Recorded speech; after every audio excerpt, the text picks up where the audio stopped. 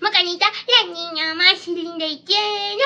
Y les vamos a contar mi 24º proyecto de quinto grado, que es Imperio Romano de Occidente. Y para este proyecto en realidad tenemos pocos invitados, pero muy importantes. Este jugador que lo convertimos del Imperio Romano de Occidente, Flavio Eugenio, que ahora van a saber quién es. Y este que lo convertimos en Teodosio primero. Originalmente era un gladiador, pero luego les cuento. Antes de explicarles la introducción, les voy a contar mi hipótesis que fue interceptada y rechazada. Que es, si el Senado aún existía, recuerden lo que es el Senado, ¿verdad? Si el Senado aún existía, entonces aconsejaba al emperador. Entonces, comencemos desde el principio. Antes de comenzar, hay que indicar que este es un periodo de transición entre el antiguo Imperio Romano y la Edad Media, pero es muy importante para entender varias cosas que les vamos a repasar. Primero, la dinastía constantiniana. La tetrarquía de Diocleciano no duró mucho y entonces intervino Constantino I el Grande, muy importante porque fue el primer emperador en dar libertad de culto con el edicto de Milán, dando fin a la persecución de los cristianos. Y aparte, cambió el nombre de Bizancio a Constantinopla, poniéndole a la segunda capital del imperio. Eso es lo más importante que ocurrió ahí. Después, sigamos con la dinastía valentiniana. Después de que el último emperador de la Constantiniana, que se llamaba Juliano, se guaguabea. Valentiniano I ahora es el que gobierna Occidente y Valente Oriente. Ahí ocurrieron varias cosas, entre ellos se disminuyó el exceso de recaudación de impuestos, no se persiguió ninguna de las religiones y aparte el hijo de Valentiniano, Graciano, tuvo que controlar a los godos que se les había dado libertad. En este caso son los vecinos godos, amigos de los romanos, por cierto. Lo vimos en bárbaros. Espiñón, por favor. Bueno. Y aparte, Graciano, como no tuvo bien la capacidad para gobernar, se volvió y le cedió su trono a don Teodosio I, que será muy importante para el siguiente periodo llamado la dinastía teodosiana. A ver, ahora tenemos emperadores que gobernaban cada una de las dos partes. Son Magno Máximo, que gobernaba Occidente, y Valentiniano II, que gobernaba Oriente. Pero, sin embargo, un magister militum llamado Arbogasto joroshó a Valentiniano II. Magno Máximo solo lo hizo retroceder. Y esto hizo que Teodosio se enojara y joroshara a Magno Máximo y se convirtió en emperador único en todo el imperio. Pero sin embargo, como todos, el Teodosio se guauguabeó y en su código teodosiano muy importante, dejó el imperio legalmente dividido en dos, ahora sí totalmente fue dividido entre sus dos hijos, Arcadio para Oriente y Honorio para Occidente. Ahora vamos con la fragmentación del imperio. Bueno, después de que Teodosio murió, hubo una invasión de godos y otros bárbaros. Ojo que no son visigodos ya, son ostrogodos. Y sin embargo, como estaban bien divididos y Oriente y Occidente ya eran muy diferentes uno de otro, Oriente no ayudó a Occidente. Y entonces las invasiones bárbaras desestabilizaron al ya debilitado Imperio Romano de Occidente. Y aparte de eso, una de las más importantes fueron durante el reinado de Atila el Uno, si lo recuerdan, ¿verdad? Pero cuando se guaguabeó Atila, que ya vamos a ver por cómo se guaguabeó Atila, muchos unos y otros bárbaros se quedaron en diferentes lugares del Imperio Romano de Occidente, dando lugar a reinos bárbaros que darían lugar a los países modernos, como por ejemplo los visigodos, celtíberos e íberos se asentarían en la actual España. Los anglosajones se asentarían en lo que hoy conocemos como Gran Bretaña, así sucesivamente. Los francos formarían lo que se conoce como Francia, etc. Y con esto comienza la Edad Media. Esa es la línea de tiempo. Antes de seguir con su society, donde les explicaré lo de los gladiadores, debemos de repasar la geografía. El Imperio Romano de Occidente era desde Gran Bretaña, desde Britania hasta Libia.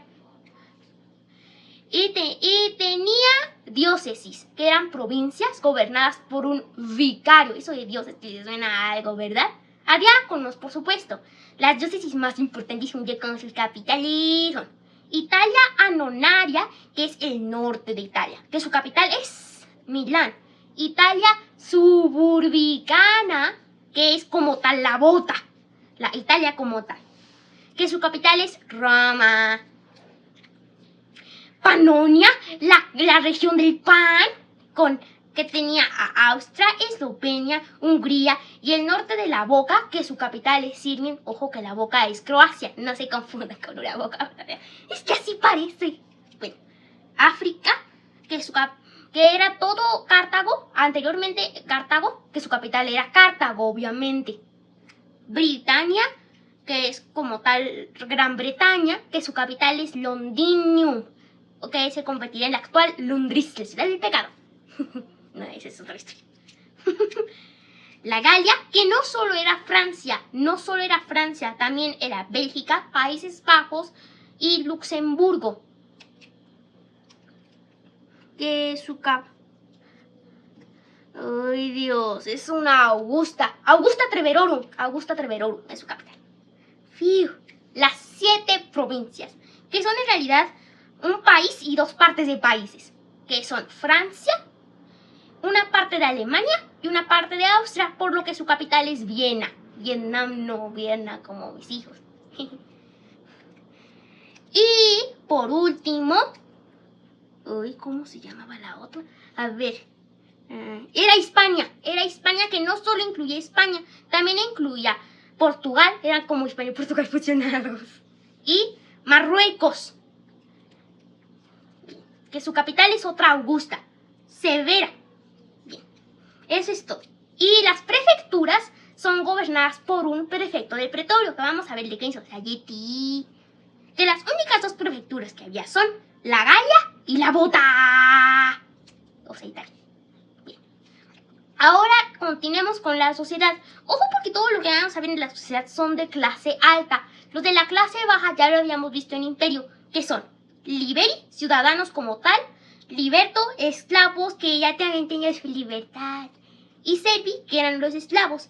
Ojo que a partir del siglo V se prohibieron los gladiadores, o sea, justo después de que se volvió Teodosio, lo prohibió Honorio. Antes aún seguía existiendo. ¡Vamos a vivir! ¡Por fin! Bueno, esa es una gran curiosidad que investigué yo soy. Ahora, el primero, como ya deben saber, es el emperador. A diferencia de los demás periodos, el emperador podía hacer lo que su gana se le dé. Podía declarar la guerra, podía declarar la paz, podía aumentar los impuestos también, podría quitar las antiguas leyes y poner nuevas en su lugar, etc. Ahora vamos con una asamblea que es nueva, por cierto. El Sacrum Consistorum. Ojo que ahora es el que aconsejaba al emperador. Por eso mi hipótesis fue rechazada. Sí había senado, pero perdió un poco de su poder. Y ahora los que aconsejaban al emperador fueron los Sacrum Consistorum. Ahora vamos con el prefector, el pretorio. Como ya sabrán, los prefectos gobernaban las prefecturas y aparte tenían poder judicial. O sea que ayudaban al emperador y también inspeccionaba el correo. Y estas prefecturas se agrupaban en diócesis, que ya habíamos visto todo el chorrocento que les dije en geografía. Y eran gobernadas por vicarios, no con B, por favor. Bueno, vamos ahora con otra asamblea que tenía mucha fama, por cierto, y por eso era tan odiada por todos, que es el Sacrum Cubiculum. El Sacrum Cubiculum tenía varias cosas. Tenía silentiari, que eran ujieres, que eran como asistentes, castrenciari, que era el personal doméstico, y cubiculari, que eran los eunucos. Y aparte de eso, como ya servían a un tipo de mayordomo, los cubiculum, y aparte de eso tenían mucha fama. O sea que el pueblo los quería más a ellos que a los otros a cargos administrativos. Por eso eran tan odiados. Bien. Ahora seguimos con otros ministros de gobierno agrupados en uno solo, como las órdenes del pasado. ¡Ay, Dios!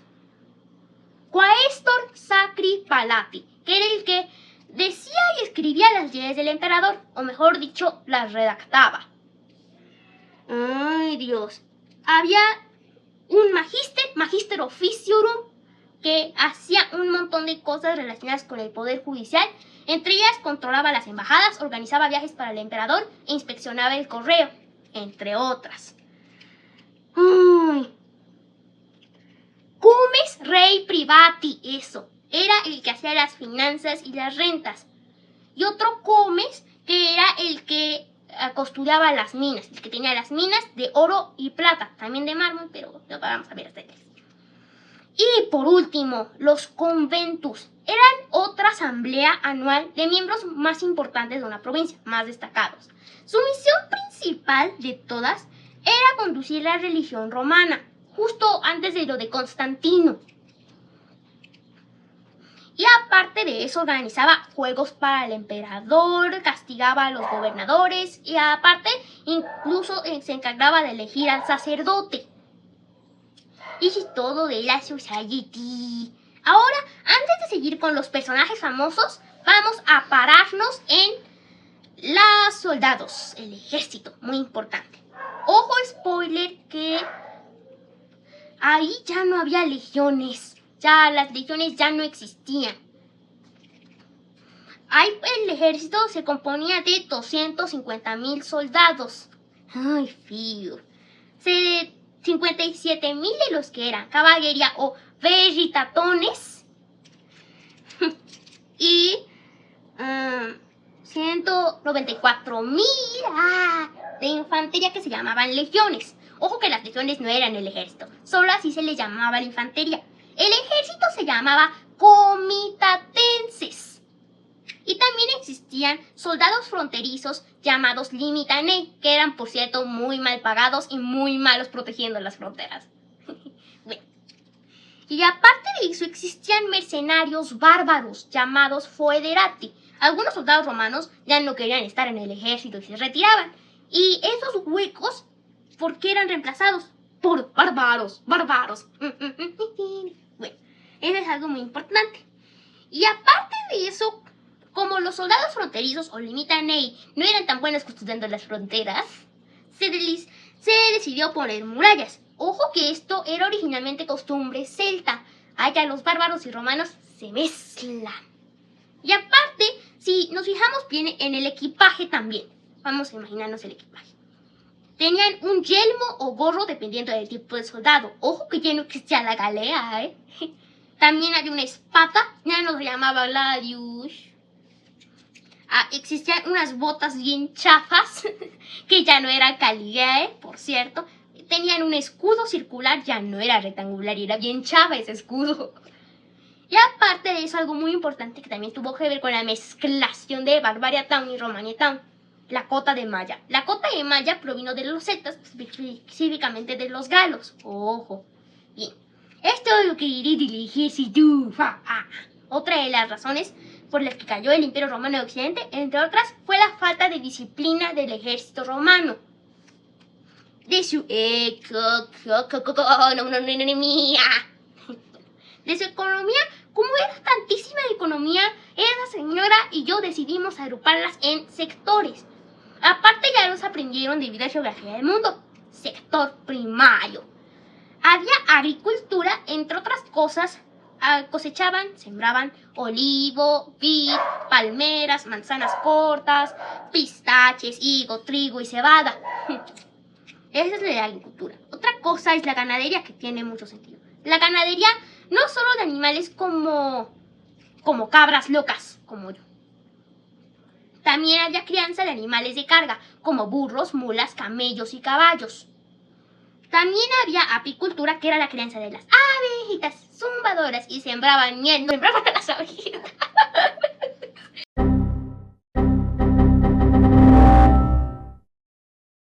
Está bien, bien. A ver, creaban abejitas y cosechaban miel. Ay, boba. Y también hacían minería, como ya les dije, de oro, plata y mármol. Como los romanos no se alistaban para nada, entonces la mayoría de estos trabajos los realizaban los servi o esclavos. Vamos ahora con el sector secundario. Principalmente es toda artesanía, en talleres o en granjas. También hacían herrería, eso tiene sentido para hacer las armas, las armaduras, todo lo que les dije. Y aparte de eso hacían telares y tintorería. La tintorería es un lugar en donde se plancha y limpia la ropa. Ojo que no le confunda con el teñido, que es donde se tiñe la ropa. Bien. Ahora el sector terciario es principalmente comercio de 3 tipos. Marítimo, en mar obviamente. Fluvial, en río, no lo confundan con pluvial de lluvia. Y terrestre. El marítimo y fluvial lo hacían en gremios que no eran gremios de los magos. Y el transporte terrestre lo hacían principalmente por las carreteras del estado. Y aparte hubo varias devaluaciones de cada una de las monedas anteriores. No lo sabían. Las monedas que utilizaban lo busqué y encontré esto. Sólido, milariense, silicua, folis y nomus. Las reemplazaron totalmente. Las devaluaron. Bien. Eso es todo de la economía. Es corto. Ahora vamos con los personajes famosos. Viene lo bueno. Bien, de los personajes famosos tenemos a Constantino I. Constantino I, las 2 cosas importantes que hizo fue darle fin a la persecución de los cristianos con el Edicto de Milán. El Edicto de Milán fue un documento escrito en febrero de 313 por el emperador Licinio, que aún era romano como tal, tenía religión romana. Y Constantino, que se había convertido al cristianismo. Esto fue la clave para que el cristianismo se estuviera expandiendo como verdolaga. Y aparte de eso, cambió el nombre de la ciudad de Bizancio a Constantinopla, que en el libro de caligrafía sí sobre Constantinopla, que fue más para adelante capital de Oriente. Ahora vamos con un rey vecino godo que fue demasiado importante en una batalla, Alarico I. Se llamaba completamente Flavio Alarico I. Ojo que Flavio le suena romano, ¿verdad? Bueno, pues al principio estuvo con todos en la batalla del río Frígido, una batalla bien intensa. Pero luego fue traicionado y por eso fue con su pueblo visigodo, y todo por ser proclamado rey. Y entonces saqueó y asedió Roma en 410. Esto fue decisivo para la destrucción del IR de Occidente. Ahora vamos con Don Atila el Huno.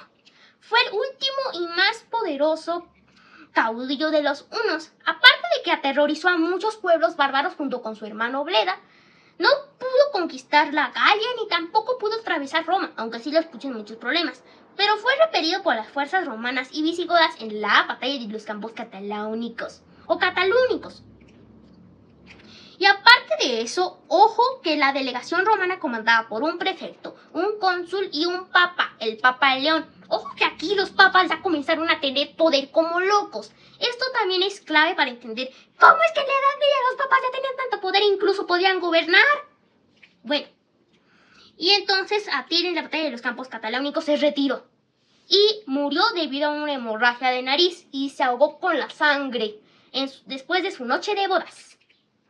Y ahora vamos con las 2 batallas que les dije. La batalla de los campos cataláunicos, que fue en el frente 1 son el Imperio Romano de Occidente, comandado por Flavio Aecio, que tuvo un destino muy trágico.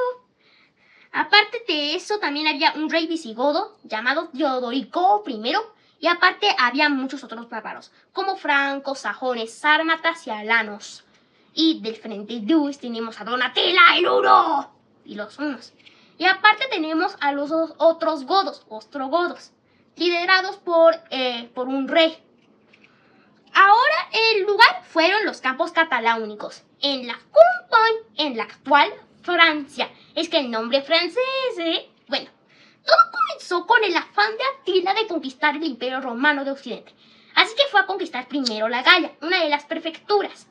Pero, sin embargo, un pequeño ejército romano liderado por Flavio Aecio, comenzó a atacar. Fue una de las batallas más sangrientas de la historia. Y a pesar de que los romanos le ganaron a Atila, de hecho fue la última victoria romana, quedaron muy debilitados. Y aparte de eso, una consecuencia terrible es que la victoria de Flavio Aecio no fue tan bien aceptada por los romanos. ¡Estaban locos! Ya que el emperador Valentiniano III creyó que se había ganado para quitarle su trono. Lo mandó llamar y lo joroshó. Eso fue bien feo. Ahora vamos con la batalla del río Frígido. Del frente 1 tenemos al Imperio Romano de Occidente liderado por un falso y autoproclamado emperador llamado Flavio Eugenio. Y tenemos al Imperio Romano de Oriente en el otro lado. Tenemos aquí a don Teodosio I y a los visigodos liderados por Alarico. Ahora sí, el lugar fue el río Frígido, actual Eslovenia, frontera entre Eslovenia e Italia. Bueno, comencemos con la muerte de Valentiniano II, que fue enjuiciado por el Magister Militum, o sea, un comandante llamado Arbogasto. Entonces Teodosio se dio cuenta de esto. Y aparte de Arbogasto, nombró a un falso emperador llamado Flavio Eugenio, que aún practicaba el paganismo romano y no tuvo la libertad de culto. Entonces el Teodosio se enojó. Y entonces atacó brutalmente, muy intenso, así, push, a Occidente. A pesar de que Teodosio y su ejército jorosharon a muchos, lo que realmente le causó la victoria fue una tempestad en la noche, que hizo cuando sopló así, push. Mira, lo que hizo es que los cegó a los soldados con tanta tierra y polvo que se les metió en sus ojitos.